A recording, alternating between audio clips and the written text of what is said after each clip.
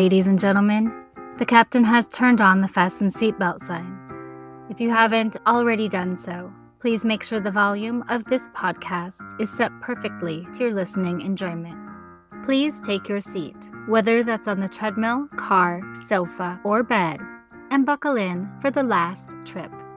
My name is Jamie Beebe, and I'll be your tour guide, recreating someone's last days in paradise. On behalf of myself and everyone behind the scenes, please enjoy the Last Trip podcast. And because nobody likes a long flight to get to where they want to be, let's prepare for takeoff. Claudia Kirschhock, a 29-year-old travel writer from New York, was en route to Havana, Cuba, when an unexpected layover in Jamaica left her stranded for a few days. Unable to continue her journey to Havana, she decided to make the most of her time in Jamaica by exploring the island. However, on the afternoon of May 27, 2000, Claudia mysteriously vanished from the Sandals Resorts in Negril. She was never seen or heard from again. Was Claudia's disappearance the result of foul play or a tragic accident? Despite numerous twists, turns, and theories, the truth remains a mystery. Or does it?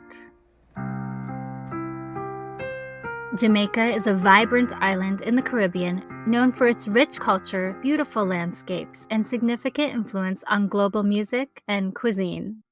Mento is one of the earliest forms of Jamaican music, dating back to the late 19th century. It combines African rhythms with European folk music, featuring acoustic instruments like the banjo, guitar, hand drums, and the rumba box, which is a type of thumb piano. Mento laid the groundwork for later genres like ska and reggae. Ska emerged in the late 1950s and early 1960s as Jamaica's first popular music genre, combining elements of mento, American jazz, and R&B. It has a more upbeat tempo and offbeat rhythm than mento. After that, rocksteady developed in the mid-1960s as a slower, more soulful evolution of ska, with themes of love, social issues, and the struggles of life. It's considered a transitional genre between ska and reggae. Most famously, reggae emerged in the late 1960s and became the most internationally recognized Jamaican music genre. And of course, Bob Marley is the most iconic figure in reggae, along with other legends like Peter Tosh, Burning Spear, and Jimmy Cliff. It had a profound influence on global music and was added to the UNESCO's Intangible Cultural Heritage List in 2018 to recognize its cultural significance. Jamaican food is flavorful and often spicy, with popular dishes like jerk chicken and saltfish, which is the national dish, curry goat, and rice and peas. The island is also known for its tropical fruits and Blue Mountain coffee. Tourism is a major industry. Visitors flock to the island's resorts, beaches, and cultural sites, with the most popular destinations being Negril, Montego Bay, Ocho Rios, and Kingston. Claudia was in the city of Negril, one of the most famous and beloved tourist destinations, known for its stunning natural beauty, relaxed atmosphere, and vibrant culture. It's located on the westernmost tip of Jamaica and about an hour-and-a-half drive from Montego Bay. The area is divided into two main parts: the 7-Mile Beach, which runs along the coastline, and the West End, known for its rugged cliffs. 7-Mile Beach, which is actually about 4 miles long, is the location Claudia was last seen and the most iconic feature of Negril. It's consistently ranked among the best beaches in the world. The soft white sand, turquoise waters, and swaying palm trees make it a paradise for sunbathers, swimmers, and water sports enthusiasts.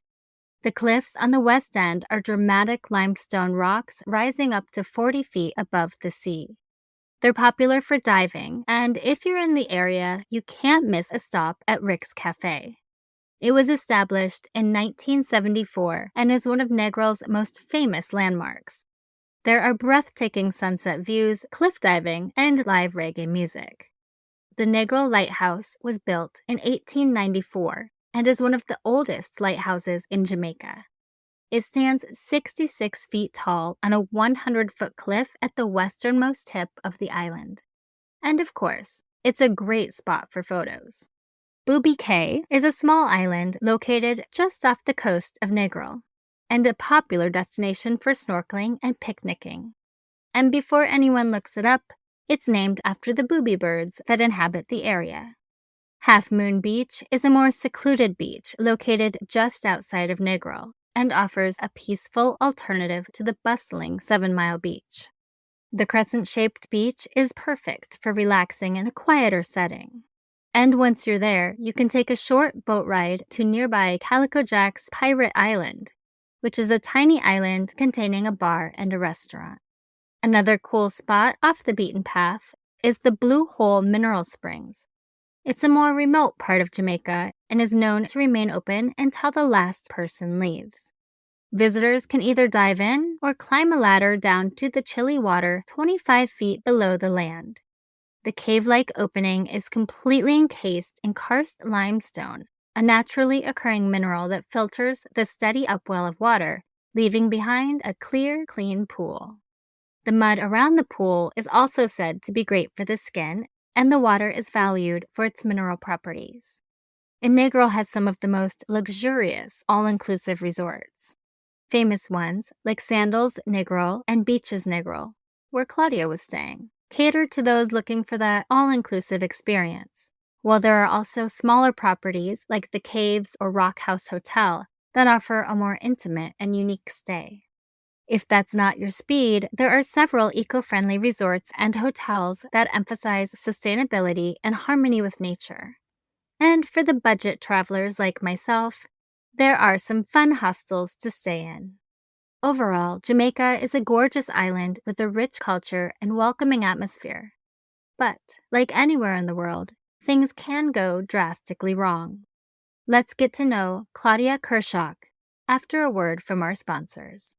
Pour yourself a drink and settle in for a thrilling blend of true crime and cocktails. Welcome to Murder and Cocktails, where true crime meets mixology. In each episode, Nicole and Lachelle unravel gripping cases of murder, deceit, and intrigue, all while mixing up a cocktail inspired by the case. Whether you're a true crime aficionado or just love a good story with a twist, Murder and Cocktails is the perfect blend of true crime and spirits. So, grab your favorite glass, tune in, and let us take you on a journey through the shadows. But beware, this is one happy hour you won't forget. Available now on all major podcast platforms. Subscribe today and never miss a sip of the suspense.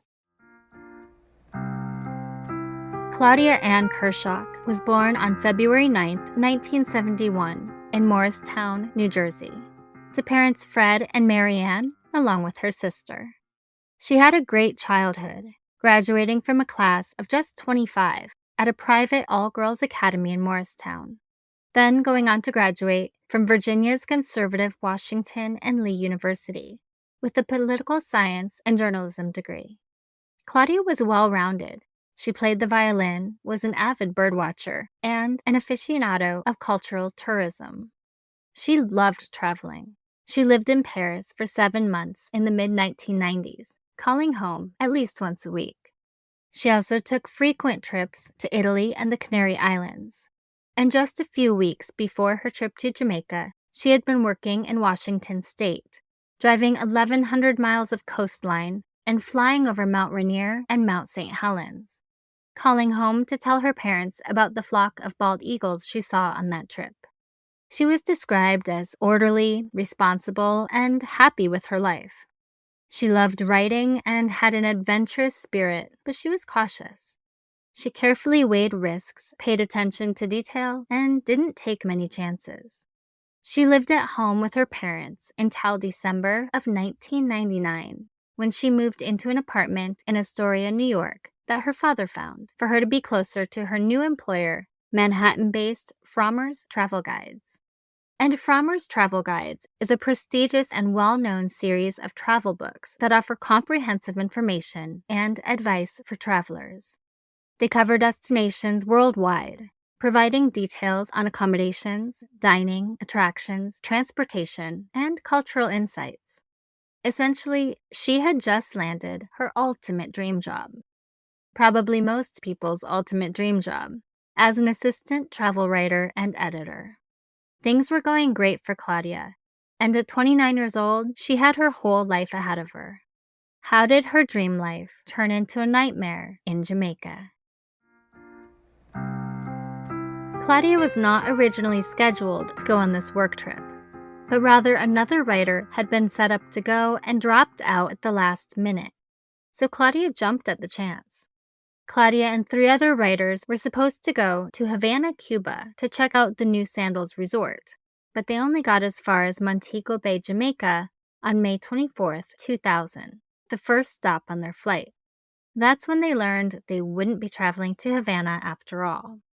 There were rising concerns because of the Elian Gonzalez case, so Frommer's pulled the plug on the trip, not wanting to compromise the safety of their writers. And for context, Elian Gonzalez was just 5 years old in 1999 when his mother took him on a boat from Cuba to the U.S.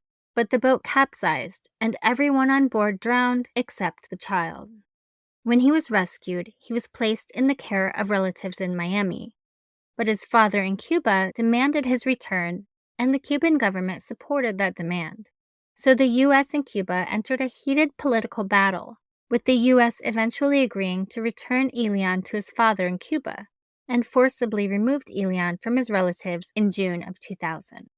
Claudia was understandably disappointed that she wouldn't be going to Cuba, but decided to make the most of her time in Jamaica because the flights home were full, so the group wasn't able to leave until June 1st. As soon as she arrived, Claudia called her parents and filled them in on the updates. They were relieved and felt she'd be safer in Jamaica than Cuba, given everything that was going on at the time.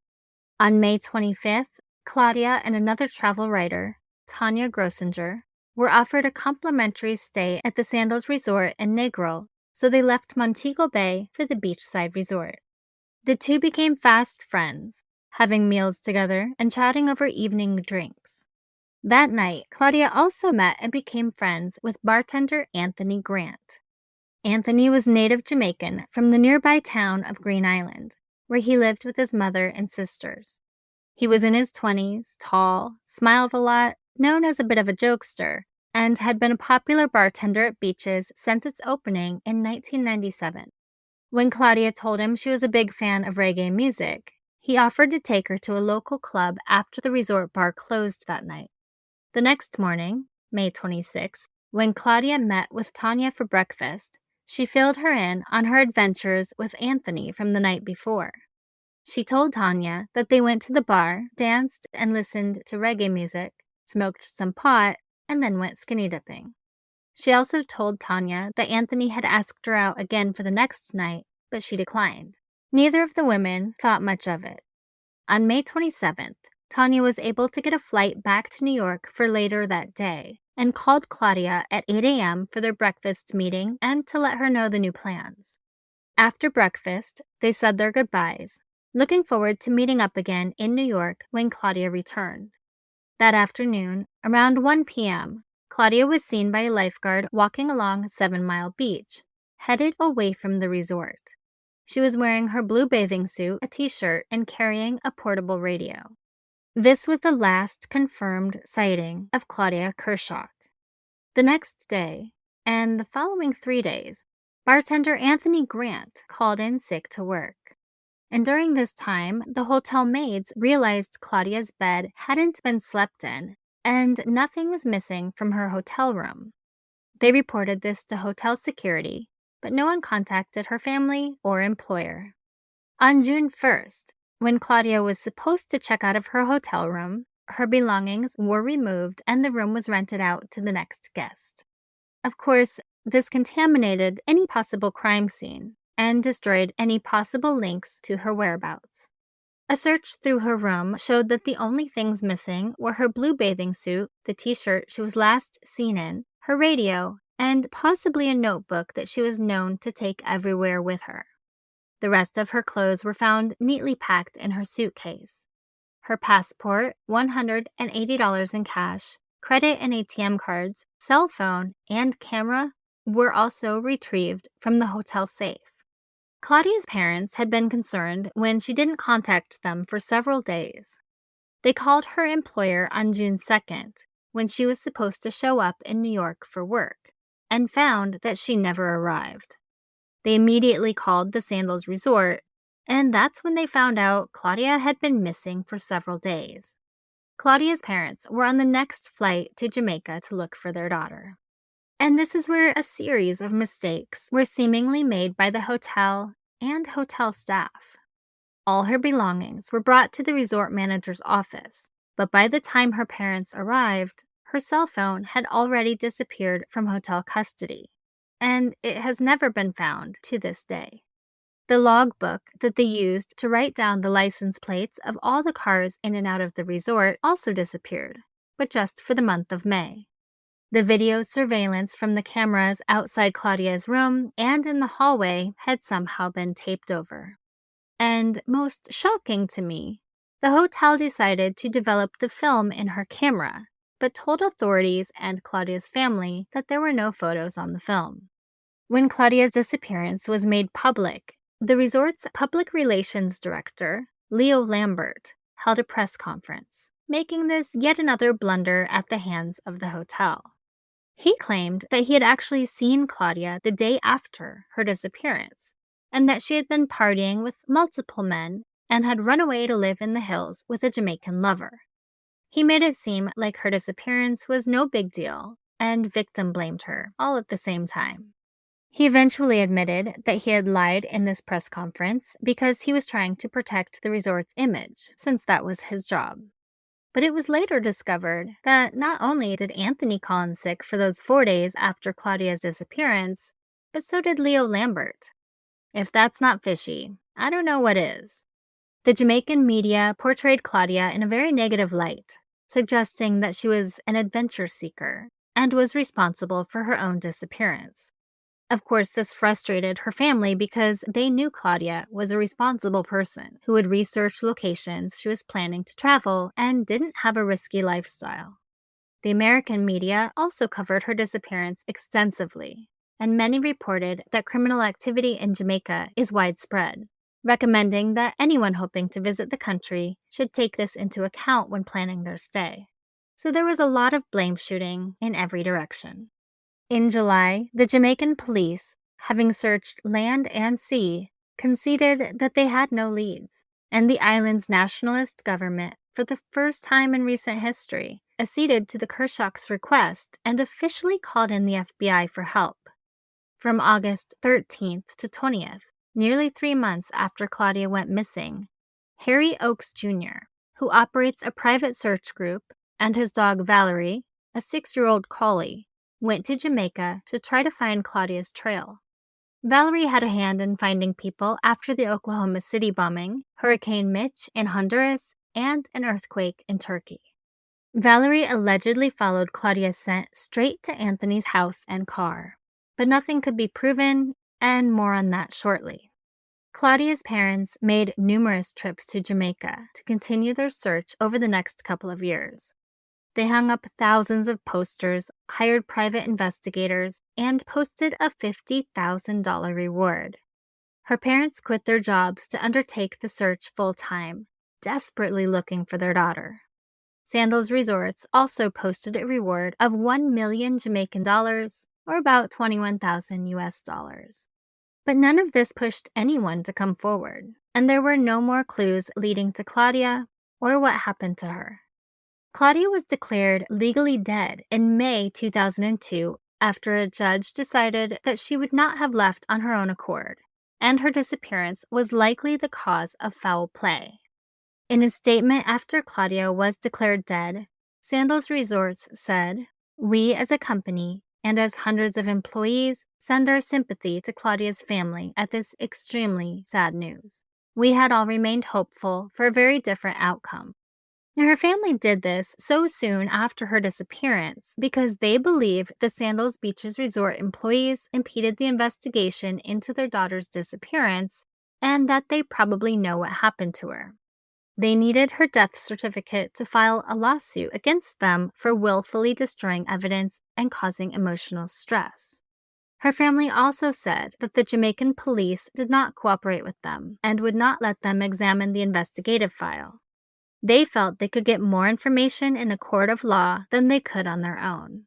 So they filed a wrongful death suit for an unspecified amount against Sandals Resorts International, which are the owners of the luxury Beaches Hotel in Negril where she was staying. The papers were filed in a Miami court, and they also accused Sandals of failing to warn guests of the dangers of leaving the hotel grounds. Claudia's mother said, "We need answers. If this gives us any disclosure, it will be worth it." But there have never been any answers or proof of life or death in the disappearance of Claudia Kirschhock in the 24 years that have passed. Claudia's family later received an anonymous letter claiming she had been slipped a date rape drug at a party and overdosed. But that claim was never validated. And in 2005, with the publicity surrounding the Natalie Holloway case, a Jamaican caller phoned a U.S. radio station to say two men had told him years ago that Claudia Kirschhock was buried in a 55-gallon drum, and that they knew where the drum was buried, but that claim was never able to be validated either.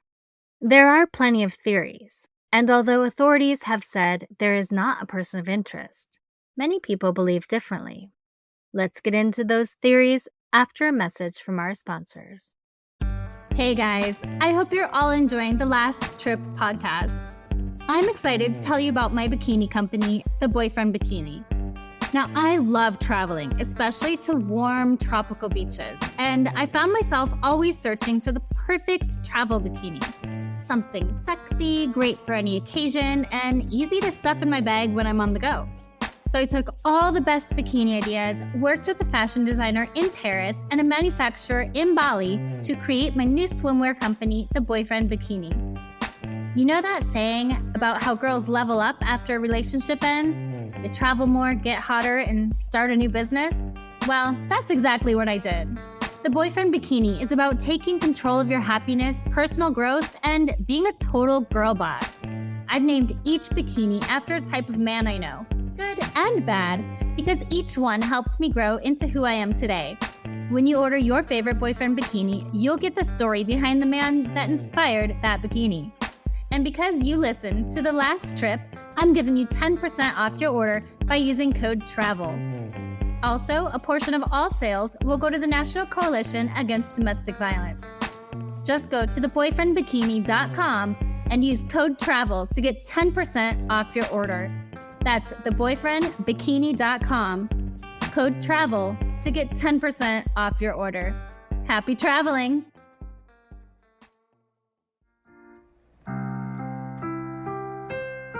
Claudia's family believes that the bartender, Anthony Grant, had something to do with Claudia's disappearance, and the hotel staff helped him cover it up. What we know is that Anthony befriended Claudia before she disappeared. They went out one evening, and when he asked her out for the next evening, she declined. The day after she disappeared, he called in sick and was out of work for the next 3 days. During those 4 days off of work, Anthony asked the doctor for sleeping pills and stomach medicine. Perhaps he had some guilt, and that's what he felt sick about. But here's where it gets a little more interesting. The search and rescue dog tracked her scent to his house. It also tracked her scent to the back seat and trunk of his white Toyota Corolla, a pair of his boots, a pair of his work gloves that were stashed in a blue suitcase in the closet of his grandmother's home, and a knife, which had a small amount of blood on it. In his car, investigators found a strand of Claudia's hair. They also discovered that he had changed the seat covers after she disappeared. DNA testing was performed on these items, but the tests were inconclusive, and the amount of blood on the knife blade was not enough to test. Although I wonder if that knife is still in an evidence locker somewhere and can be retested with the new technological advances we've made in the last 24 years. When questioned, Anthony initially denied knowing Claudia, but when he was given a polygraph, it became clear that was a lie, and he admitted he did go on a date with her. When asked if he hurt or killed her, the tests were inconclusive. He said that he lied because it was against the rules to go out with hotel guests, and he was later fired by the Sandals Beach Resort for failing to adhere to the company policy that prohibited staff members from having intimate relationships with guests. Anthony is not considered a suspect in this case by authorities. However, Claudia's friends and family thinks he knows something about her disappearance and likely introduced her to the person who killed her if he did not do it himself. And I find that extremely interesting. Because if we go back to the hotel PR guy, Leo Lambert, there's a little more to his story too. Leo lied, saying that he saw Claudia partying with a bunch of guys after she disappeared, and that she was probably in the hills somewhere with a lover, essentially victim blaming her. Well, Leo also called in sick for the 4 days after Claudia's disappearance. It has never been proven, or possibly even looked into, that Leo and Anthony might have known each other. But there sure are a lot of coincidences there that should have been looked at a lot harder. Could Claudia have drowned? She was in her bathing suit the last time she was seen, and that was the only thing missing from her hotel room. So it would make sense that she went into the water. Jamaican authorities investigated that possibility, but determined that the water was not deep enough and the current was not strong enough. So if there was some kind of an accident and she drowned, her body would have been found very quickly. Could Claudia have run off in the hills with a Jamaican lover? Guys, I find this very unlikely. As news spread about Claudia's disappearance, several witnesses came forward claiming that they had seen a woman matching her description in the hills with the Rastafarians. This led some to believe that she disappeared voluntarily, but her family said it was not a realistic theory because she loved her life, had lots of friends, and had finally landed her dream job. There was no reason for her to run away from her life, and she was an adult, so if she really wanted to, she could live whatever type of life she chose. Regardless, authorities questioned several people who lived in the hills, but no trace of her was ever found. I'm actually at a loss as to how this case is still unsolved, but I do think she's dead as a result of foul play. And I think a lot of mistakes and cover-ups were made in the investigation, and someone knows something. But on that note, with a $50,000 reward, I'm surprised that no one has come forward. I hope Claudia's family gets the answers and closure they need. Although, the more time passes, the harder it is to find those answers. The only thing we can do is keep her memory alive and keep her story in the forefront of people's minds until this case is solved. Is Jamaica safe to visit? Most tourists visit Jamaica and they're just fine, but violent crime does occur throughout the country. Tourist areas generally see lower rates of violent crime than other parts of the country. The homicide rate reported by the government of Jamaica is among the highest in the Western Hemisphere, and armed robberies and sexual assaults are common. Right now, Jamaica is at a level 3 according to the United States Travel Advisory, meaning reconsider travel due to crime. The U.S. Embassy routinely receives reports of sexual assaults, including from tourists at resorts. Tourists also report slow or unsatisfactory response to serious criminal incidents, and when arrests are made, cases are infrequently prosecuted to a final verdict and sentence. Also, tourists should not expect the same level of health care available in Jamaica as it is available in their home country. The U.S. travel website advises people to avoid walking or driving at night, avoid public buses, and avoid secluded places or situations. They also advise to not physically resist any robbery attempt. Be aware of your surroundings and keep a low profile. All that being said, there are definitely precautions to take when visiting Jamaica, like anywhere you'd travel. But it's not a reason to skip the country altogether. Some of the precautions to take include: ensure your belongings and travel documents are secure at all times. Don't carry large amounts of cash. Don't show signs of affluence. Use ATMs located in public places or inside a bank. Protect your cell phone. And don't leave valuables lying around. Because there have been increased reports of sexual assaults at tourist resorts carried out by resort staff and, in some cases, other tourists, women traveling alone should be extra cautious. Be wary of strangers who seem friendly. Refrain from excessive drinking, especially at all-inclusive resorts, and make sure your hotel room doors and windows are locked. Also, never leave food or drinks unattended or in the care of strangers. Be wary of accepting snacks, beverages, gum, or cigarettes from someone you don't know. Jamaica is one of those places where staying in the touristy areas is a good idea, and be really careful when wandering off the resort. Most people I've chatted with stayed within the resorts or nearby and had a great time. They didn't experience any type of crime and got home safe and sound. This isn't to say you shouldn't leave the resort at all, but consider taking a tour group and just never go anywhere alone. No matter where you're traveling, make sure you inform someone about your plans before going anywhere. Tell someone reliable where you're going and what you'll be doing and when to expect you back. And my number one tip to staying alive on vacation is to pay attention to your gut. If something doesn't feel right, it isn't. Claudia Kirschhock was last seen walking down 7 Mile Beach, heading away from the beach's resort in Negril, Jamaica, around 1 p.m. on May 27, 2000. She is Caucasian, with long dark hair and brown eyes. She is 5 feet 2 inches and about 105 pounds. She has a tattoo of a phoenix on her right hip. When she went missing, she was wearing a multicolored blue bikini, a t-shirt, and carrying a portable radio. She also may have had her notebook with her, but none of those things have ever been found. There is a $50,000 reward available for anyone that can find Claudia. And if her disappearance is due to foul play, then someone knows exactly what happened to her and where she is. Now is the time to come forward and do the right thing. If you know anything at all, you can call the FBI Florida office at 305-944-9101 or the Negril Police Department at 888-991-4000. And finally, remember to leave a review and rate this podcast 5 stars if you like the show, or hell, even if you don't. But either way, feel free to let me know what you think. Please follow The Last Trip on Instagram at The Last Trip Crime Pod and subscribe on Patreon to support the show. You'll get extra research, videos, photos, and updates, and even learn more about my personal travels.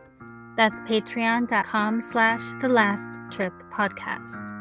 I'm Jamie Beebe, bringing you your last trip and signing off until the next one. Thanks for listening.